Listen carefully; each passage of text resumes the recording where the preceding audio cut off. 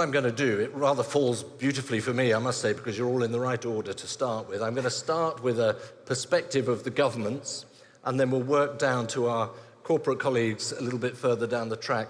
Your Excellency, Muhammad Ali, I saw in 2018 that Pakistan had a new strategy paper being produced, and in it, it recognized high potential, low performance, problems with infrastructure, technology, regulatory frameworks. So you're on a path to changing that. What does this super region mean for you in that context? Thank you, David. Thank you, everyone. I think before we go to super region and before I answer the regulatory change that we did in Pakistan, I think it's important for us to understand where the world is headed, how the world will be different in the future as compared to what we have seen in the past. As the global community, we have decided that we will be reducing greenhouse gas emissions to net zero eventually. And how will that happen? We need to move towards clean energy. And that means technology changes in the battery storage, wind turbines, EVs, across the clean energy. And clean energy requires critical minerals. In this background, if you look at the demand for critical minerals in the last 5 years or so, we have seen massive increase and massive use by the clean energy. As an example, lithium demand has gone up by around 100%, but the share of clean energy has increased by 3 times in that. So we're talking about a 6 times increase in demand for lithium alone. Same is the case with nickel and other commodities. Now, in order to take the world towards a net zero position, the super region is critical.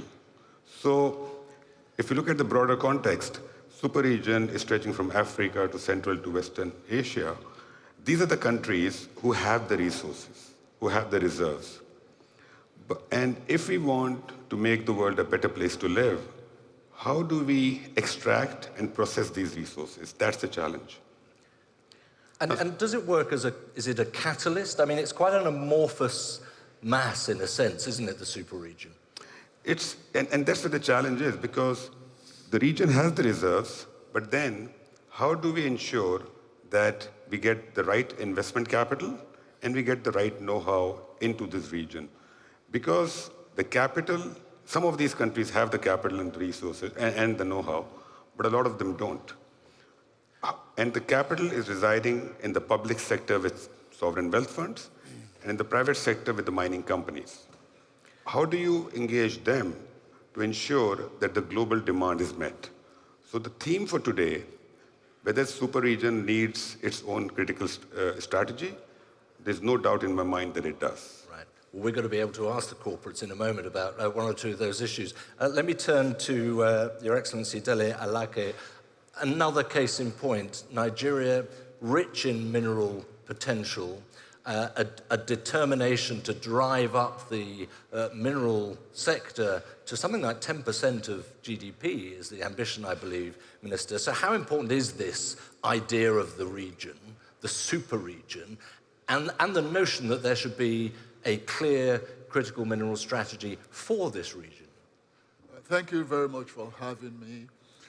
First of all, you know that for us in Nigeria, for decades, we've operated a monocultural economy, depending on oil, fossil fuel, and all that. And with the global trend now, transition to clean energy and all that, and an economic imperative for us to diversify away from fossil fuel, we are necessarily channeling our attention into critical minerals that we have in abundance, as we've discovered recently.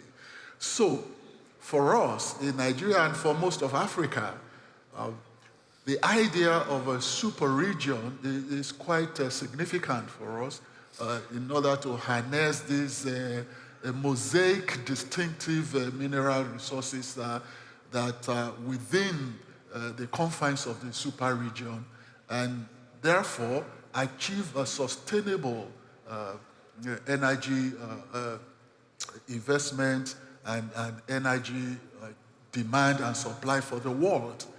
Now, for us in Nigeria, we are very, very critical with development of our critical minerals, the critical metals, the rare earth metals, and all that. And so the idea of inclusivity in the super region is quite significant for us, because we believe that in the super region, there is collaborative efforts, not just in terms of investment, but in terms of knowledge sharing, technological transfer, and sustainable investment environments, impacting socially, socio-economic positivities, and more importantly for us in Africa, local value addition.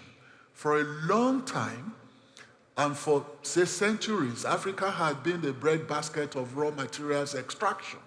And the investment focus had always been exploitation via extraction and exportation, leaving us to holding the shorter end of the stick. So the strategy of inclusivity in the super region would ensure that Africa no longer holds the shorter end of the stick. Right. There has to be extreme and significant local value addition in investments in mineral in Africa. A really important issue that we're going to come on to as well in terms of the discussion. I would just very briefly like to say, this idea of a super region strategy is one thing, but wouldn't an alliance of sorts among African countries themselves, their own strategy, be more beneficial at this stage to you? Exactly, actually. Or is that just a dream? It's not a dream, it's actually in the process of actualization. This forum has also afforded us the opportunity of converging together to map out strategies, tactics and strategies of creating concrete alliances amongst ourselves, integration of our economic interest and trade, and even in the critical minerals. For instance, it's known, it's common knowledge that Africa holds a substantial percentage of the critical minerals like cobalt, manganese, rare earth, graphite, tin, copper, and the rest of the critical minerals. So amongst Africa, we are creating alliances now, and this is very critical to us, and it's being solidified as we speak. So it's coming. Let me turn to Nusrat Ghani now. As a representative of the United Kingdom, you know what we'd say back home? We'd say, you're not from these parts, are you? And you're not. So what is your perspective on this super region and the notion of, maybe some would say, another strategy? Well, first of all, I really want to praise His Excellency, the Minister for Industry and Critical Minerals, for being able to convene 79 ministers or governments here for this week to talk about what's often being an ignored sector. I don't think it's an exaggeration to say that the future of the planet and even humanity will be down to how we extract these minerals and how we then are equitable in sharing them out around the world. We've talked about the need for more critical minerals and increased by 400% by 2040. We've heard that from the representative from Pakistan and then also from my friend from Nigeria, how we need to make sure that any program of work that goes forward, any framework, focuses on the value added remaining in producer countries. And this is why this forum is so critical. It looks at the whole supply chain. Previously, we just looked at the end product previously. Now we want to make sure the voice of producer countries, also the mining communities, the investors and the customers are loud and clear. And all of them want cleaner, leaner, greener supply chains. And in London, we're blessed with having the investors, we're blessed with having the mining majors. We also have the ICMM, which is critical in ensuring standards are continued to be met. So we want to make sure that whatever opportunity that comes out of this fantastic forum and the super region is focused on what we think is non-negotiable. We need to move forward collectively, in agreements, internationally, and how we mine in a much more equitable fashion. It's going to be really important for us to be able to look our children in their eyes and say, we were able to reach net zero without exploiting or leaving anybody behind. And that's what the UK can offer. We have a huge amount of expertise, not just the investors and the metals exchange, but we've got the Geological Survey, we've got the Natural History Museum, we've got the universities, but the experts to show that we can use that new technology and be as dynamic as we can, but fundamentally within a superpower region, when we have that new tech, we share that technology. Right, so we share that know-how with producer countries as well. You can bring a lot to the party. Interestingly, we've got two potential massive suppliers here. You're very much a customer overall. You're looking for energy security above all, and I presume that is where you can see the benefit of the shaping of a region, that you can help to maybe diversify supply. Absolutely. Look, I'm also the Minister for Industry and Advanced Manufacturing. That's 2.5 million jobs back home in the UK. A lot of those manufacturers, whether it's aerospace, automotive, maritime, or everything in between, just want more diversified supply chains. They want cleaner supply chains. They want healthier relationships with producer countries. But it's not just about looking at ESG at the beginning and the end. It's also midstream about refining and processing is going to be key, including water management. And I'm hoping that, with the Centre of Excellence here in the region, we can look at those basic issues which are going to be key too. We just need far more cleaner supply chains. If I can bring the audience's attention to a recent ICMM poll, which showed that mining is the least trusted sector in the world.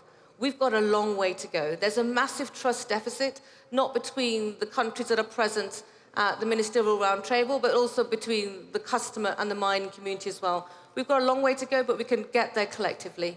Bob Wilt will talk about reversing the brand, I think, in a moment on what mining is and what it offers. Maybe, Stuart, you would as well. But look, we've had COP28. We've had these insistences from governments that we will need to triple renewable energy in the coming decade. These are huge demands, in a way, placed on you. So when we talk about a critical mineral strategy, what for you really comes to the fore? I mean, what is the key for this to work? For myself? No, sorry, for Stuart. Thank you, David. I think everybody at this conference is very clear about the need for accelerating the mining, the processing, and the provision of minerals in the world to not only decarbonize the world, but to for the developing economies in the developing world. I think that's a given. I'd like to, if I may, I'd like to leave a message to those developing the strategy for this super region. And that is one based on Anglo-Americans' decades of experience of investing in and developing and running mines and processing in Africa. A lot was talked yesterday about at the Ministers' Roundtable about this key cooperation between the public sector and the private sector. I would like to offer a thought to those developing the strategy. We need to be a lot better than that. We need to do a lot more than that. And public and private sector have to work together to confront their own policies, be prepared to amend them where necessary, in order that all of the prospective developments actually continue to be developed, don't get stopped. And the one thing I'd like to do is just use a very short example of that, David, which is in a mine that has been around for a while. We're expanding in Africa, and in the process of doing, like many of you here, we need it to be based on carbon neutrality, and we need renewables. The state monopoly, which provides electricity, has a hell of a lot of priorities and wasn't able to prioritize that particular infrastructure at the time needed. So what do? Do we stop the development? That would be a great shame if we're trying to accelerate. So the only possibility is that the state monopoly confronts its policy and allows that development to generate its own. But then, coming to the super region, it's not enough to do that because it's not economic. So you need to develop renewables, not just for that mine, but for the communities and for other mines. And that becomes a joint venture. It has to be funded. You need all these parties to come together. And by the way, this is a real example that's happening. It's not theory. But the great thing about the super region is how it puts all these various parties together so much more readily and easily because the case has been established. And that's the message I would like to leave. But the time frame is so tight. And I mean, everyone says mining takes time, but so do changes to regulatory structures, the sort of laws that need to be put in place to enable some of that.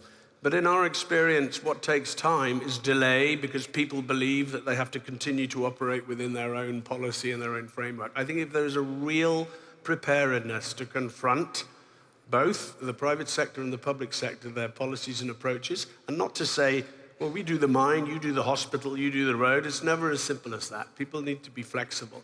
or a lot of these exciting developments will simply get delayed. So it's this mindset for me, David, that creates the delay, not the actions themselves. Let me turn on subject of mindset and delay to Steel Lee with CMOC. Obviously, we all know China has had an approach which is long-standing, a very clear strategy, which actually builds on a lot of those elements. CMOC is part of that journey. So what is in it for you? What is in this for China? Thank you, David. Thank you, everyone. First of all, I should say a special region is a special term. I try very hard to find an international standard official definition of that term, but failed. But at least I got the ballpark and to help me to understand. I think why super region and why it interests us as an international mining company. Three main reasons, I think. First, very abundant resources in the region. And the second, I think, a very strategic location. And the third, I should say, advantage in the nowadays very challenging geopolitical complex. I think all these three main reasons fit into our strategy. And just go back to your question, I think, talking about super region strategy, I think it's also a very interesting question, or a very challenging question. You're talking about China, but here we're talking about a strategy. It's not a commercial entity strategy. It's not a country strategy. It's a super region strategy. So super region is so big, and I try to think about, it's there's no inter-country, intercontinental, inter-region, inter-government organization.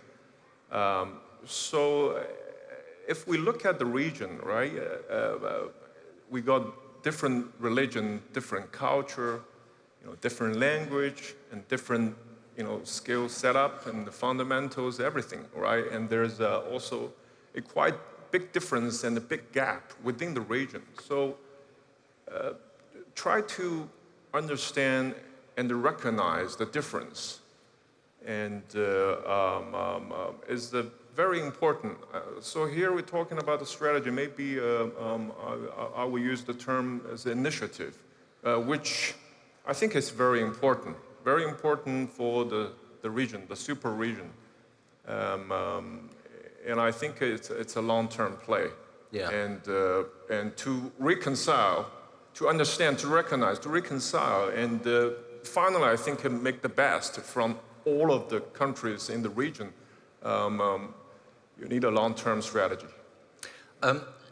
Bob Wilt, we've just heard about the mineral potential for the Kingdom of Saudi Arabia. It's just doubled. Huge potential there. This is the birthplace of the notion of the super region. Right. So can I play one against the other there? Is this about you, or is actually this about pushing out and benefiting the whole super region? It's both. I think if you look at, one, the question is why the super region is kind of a foolish question. There is a super region. The vast majority of the minerals required for the energy transition occur geologically from West Asia all the way through Africa. So there is a super region. It exists. And it just so happens that Saudi Arabia is centrally located there. And we've got a head start in Saudi. Ma'aden is going to celebrate its 25th anniversary this year. And some of the inherent characteristics that have made Ma'aden successful over the past 25 years, and really over the past decade or so, I think need to be transferred across the entire region. A couple of things. When Saudi was developing its mining sector, it had the humility to realize it couldn't do it alone. It didn't have the know-how to do it alone. So we brought in Mosaic, we brought in SABIC to help develop our phosphate business. And now it's the third largest exporter of phosphates in the world. We had bauxite resources, but we didn't know what to do with them, so we brought in Alcoa. Now we've got the mandate to explore the entire kingdom, so we brought in Barrick, we brought in Ivanhoe. So one is the humility to understand nobody can do it alone, like Stuart said. Two is sharing of the economic value. I would rather have 50% of something than 100% of nothing. So if we all continue to insist on building the entire value chain in our small jurisdiction, it's not going to happen. So we've got to figure out an equitable way to distribute the economic rents of the valuable resources that are here. And then there's the element of speed. The beauty of being a part of Saudi Arabia at this point in time is speed of execution and bias for action. There is not a lot of time for talking. We have deadlines to hit, KPIs to hit in order to achieve our objectives for 2030. There's nothing that says that that can't be expanded across a broader region of multiple jurisdictions.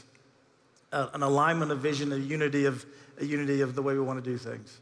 But this is where, and I'm going to open this up a little bit and maybe get on one or two nitty-gritties here, but this is also where, we're talking about speed, we've talked about reputation, and we've talked about the importance of issues of sustainability, of ESG. These are massive contradictions, it seems to me. To put all those wonderful guardrails in place to ensure a better mining perspective, a better mining industry, better results for countries looking to develop, that will take time. Not necessarily. I mean, there's nothing contradictory about being a responsible miner. We talked about ICMM. Let's establish how we want to do this as responsible miners. Let's talk about how we're going to exist in the communities in which we operate. We're doing it, and it's not contradictory. I think you can do both. We can walk and chew gum at the same time as an industry if we get out of our own way. I mean, there are a lot of artisanal mines which are not perhaps following that, as you well know, which are not following that path. Nusrat Ghani. I was just going to come back to you and say agree with Bill, it is not contradictory. We have to work at a pace, we know that. But, over a decade ago, getting people to understand that you can measure your impact on the environment if you're a business and a supply chain it's impossible. We know now that it's not impossible. We know that there are many standards out there. One of the works of the ICMM is to make sure that is just standardized into one. And we, in a way, I don't know how to use the word reward, but the people that do the right thing, the firms and the countries that do the right thing, they need to be recognized. And those firms and those countries that don't do the right thing by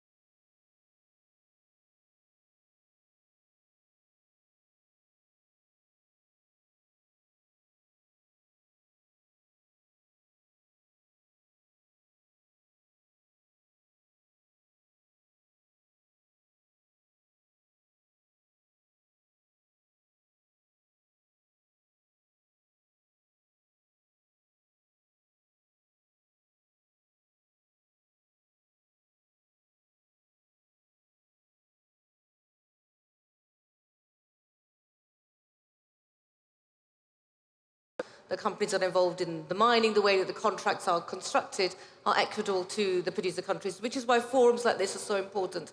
We want to come together collectively to reach our national and international goals in achieving net zero and everything in between, but making sure that the voices of the producer countries are also met. Forums like this are also a safe space for us to share technology and intelligence without any of us feeling that we're losing some competitive edge, because we're going to have to take everybody with us on this journey. I think that's a really important point and data sharing with it, but technology sharing is a massive challenge. Delia Laka, you brought up the importance of, let's use the phrase, yes, and just transition in all this. Do you get a good read from Nusrat Ghani, for example? Yes, I did. It's quite heartening and gratifying to hear some of these comments. And may I use this opportunity to also thank the minister, our host, the Saudi minister. I heard him in his opening remarks when he said They are doubling up the investments in exploration and extraction and processing. And he mentioned, he emphasized local value addition, which is very critical to us in Africa. It is gratifying to know that my colleagues here have also mentioned the same thing. Now, a very significant aspect of this sustainability process is achieving net zero environmental impact in all the processes from exploration, extraction, and industrialization, manufacturing of whatever it is, the end product. Because in Africa, we know that we need a lot of infrastructural development. And that is why the significance of the super region to us cannot be overemphasized. We believe that the super region, like he said over there, has a comparative advantage when you think in terms of the volume of minerals within the confines of the super region, the technological know-how, the financial capital, financial layout, the capex that is necessary for us in Africa. These are elements that are necessary for us. And we believe that inclusivity in the super region would open up the doors of opportunity to actualize some of these things. So it's quite gratifying to know that we are a part of this and we are deriving maximum benefit through collaborative efforts with other member nations of this super region. And particularly for us in Africa, it is significant that we must look back into local value addition. I keep emphasizing that. You do. I've heard it. Thank you very much indeed. Your Excellency, Mohammed Ali. Sorry, I thought you were going to pick up on that. No, actually, I wanted to continue what Nusrat alluded upon. I think before we go to the strategy, we need to understand the challenges. And we have all touched upon the challenges. But if we were to frame it, the two big challenges that the industry will face and the countries will face, one, as we have highlighted, one would be the allocation of capital and time. And when I use time, I mean technology, HR resources, skills, training, all of that, I'm putting it into one. Because they both are limited. And there is competition to attract that capital and that know-how. Now, presently, the capital is, and both these resources are residing into few pockets at the moment. We have very large mining companies globally, and there are few. I don't think the ecosystem will remain the same. We will have a number of new companies coming up because this industry is going to grow. So that's one big challenge I think that the world will face. Second is there will be a natural tendency by select individuals to extract more rewards at the expense of states and at the expense of communities. Now how do we ensure that the communities, the countries, they all benefit? Well, it's asked Stuart. How do you ensure against that? I think you've given examples of, or you said there are projects out there to ensure you're looking after the communities, that you're actually building the economy beyond just the mining. But that is a clear concern that we've heard, not just this morning, but time and again in the ministerials as well. No, sure, but and you talked earlier about the conflict, and isn't this all too difficult? And the solace I always get from this is if companies, employees, and the employees of in the ministries and in the public sector bodies who are collectively trying to make all this happen, if they believe we're doing the right thing, and the right thing is being done and gone about in the right way, it's extraordinary how powerful that is. And we have that example in a mine we developed in Peru, where our predecessors did an enormous amount of work, 15 years before we even started the mine, with the communities and with the regional authorities and so on. And I think we haven't always got that right as a company. In that case, we got it absolutely right, and it's worked a dream. And I think if you get all of that right, the rest will follow. And on funding, Minister Ali, I think I'm speaking for funders, which is a bit cheeky, but they're going to look for the risk-reward being in balance, but they're also going to look at the eyes of the public sector and the private sector and the joint venture partners, and they're going to be looking for that light being on and the eyes shining because people are committed to do this. That's going to give them the confidence to proceed. The challenges, absolutely, they have to be met. The strategy has to address those, and they're there. But as I'm repeating myself, where there's a common will, there's a way, always. Right. Steele, you used the word, did you want to come back on that? Just talking about the strategy, a supply chain strategy, I think this is also related to how we believe in the globalization and how much the globalization will be. Because if I try to think about, all the difference and the gap between, within the region, all the countries, and at the end of the day, I think we all want to make a better world. And that ended up, how we can provide a long-term and reliable and responsible, but also competitive raw material into the energy transition and to make the world better, right? But look, I'm going to cut you short there, because you said we all want a better world. The fact is, we are in a more fragmented, challenging world than I can remember. I mean, whatever we want, that's not what's happening. And that makes it very difficult to invest, to put your money where your talk and mouth might be. Yeah, that's why I think super region, this concept is become very interesting.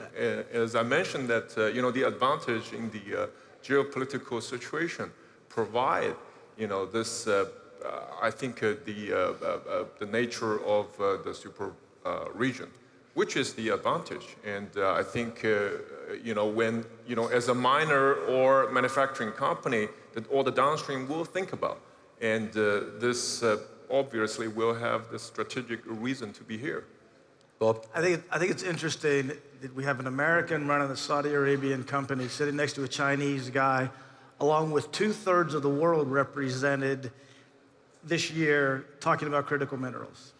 So we don't necessarily need to agree on everything to agree that if we're going to solve climate change, if we're going to feed the world, if we're going to fuel economic growth around the globe, we need to figure this out.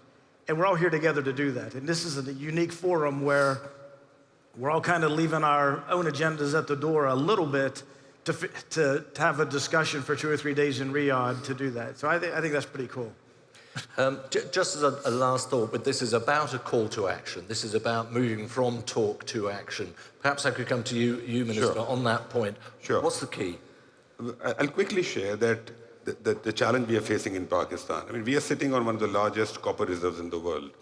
And when we think about how do we explore that, I think there are a number of things that we all need to do in terms of strategy. But one big thing is, I think we need to put the right regulatory and policy framework in place. And that's where the super region comes into place. WTO was created once, OPEC was created once, and this is the opportunity for super region to come together and work together towards the right policy framework, which will lead to achieving all the objectives that we are highlighting. I think you've made a point which would be concurred right down the road here and actually make a huge difference. It needs to be done quickly, but it needs to be done right at the same time. Look, I can see we're up on the clock, so my next job is very simply to thank you all very much indeed for enlightening discussion and kicking us off, really. We have a whole chain of further panels and presentations to come. But ladies and gentlemen, to our panel, thank you very much indeed. Thank you, David. Thank you. Please, if you'd like to, you can leave.